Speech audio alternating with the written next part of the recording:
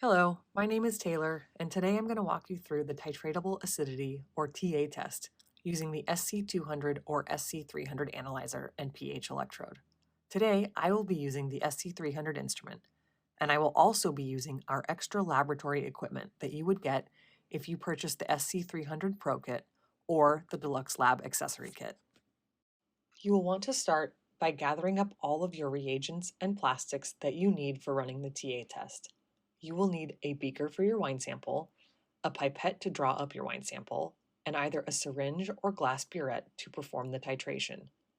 Make sure you have your TA titrant, that's the one with the orange dot on it, and that your unit and pH electrode are calibrated. If you need a refresher on how to calibrate your pH electrode, please take a look in your manual or review the video titled Calibration of your pH electrode. Make sure you are in TA mode on the unit. Let's get started. Here we have a still wine, but if you are taking a sample from a recently or presently fermenting wine, be sure to degas it according to the manual. If you are working with a sample of must, we recommend homogenizing your sample in a blender before proceeding. If you need additional information, please refer to the manual. We recommend using our safety pipette aid to draw up your sample. It may take 1 or 2 tries to get it right.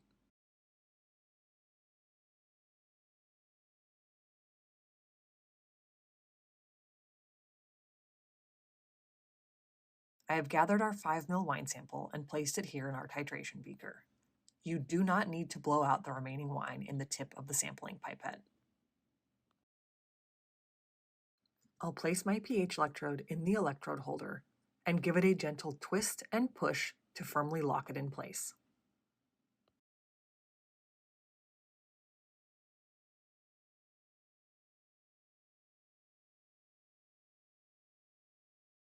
If you do not have the glass burette, you will need to use your 5 ml syringe for the titration.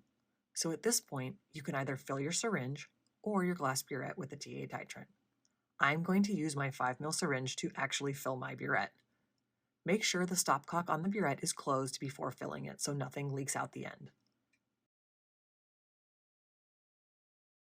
Be sure to record your starting volume on your syringe or burette. Now gather your wine sample. You're going to add 15 ml of DI water to bring the volume up so that it covers the tip of the electrode. You may add up to 15 ml more of DI water to raise the liquid level if needed. Make sure to stir the sample while you are performing your titration. We will be using our magnetic stirrer to help us with this. Sometimes it takes a little bit of adjusting to get the magnetic stir bar set up properly.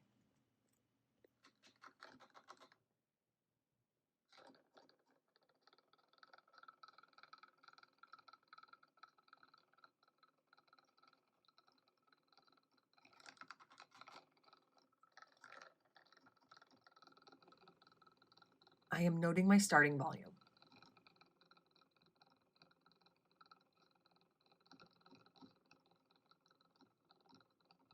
Now, begin the titration by adding the TA titrant dropwise to the wine sample.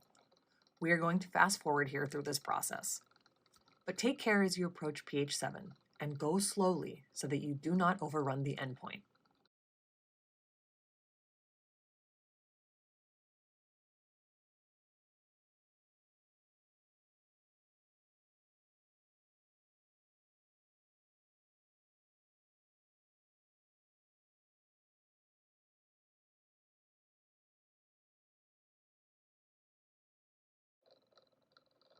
Take the endpoint as the first addition of the TA titrant that causes the pH to stay above the TA endpoint for longer than 15 seconds or 20 consecutive beeps.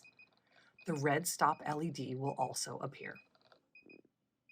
We have hit our endpoint, and if you want to silence the beeper, you can turn the instrument off.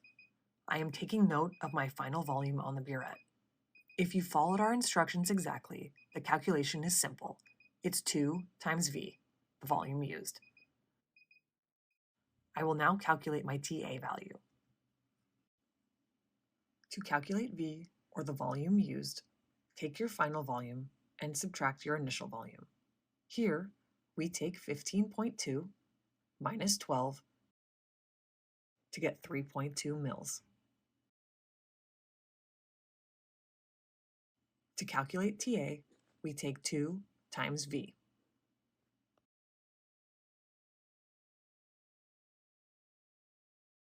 This wine sample has 6.4 grams per liter tartaric.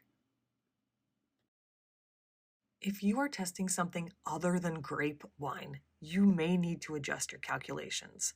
Please contact us and we can point you in the right direction. Or you can check out our FAQ page for additional information.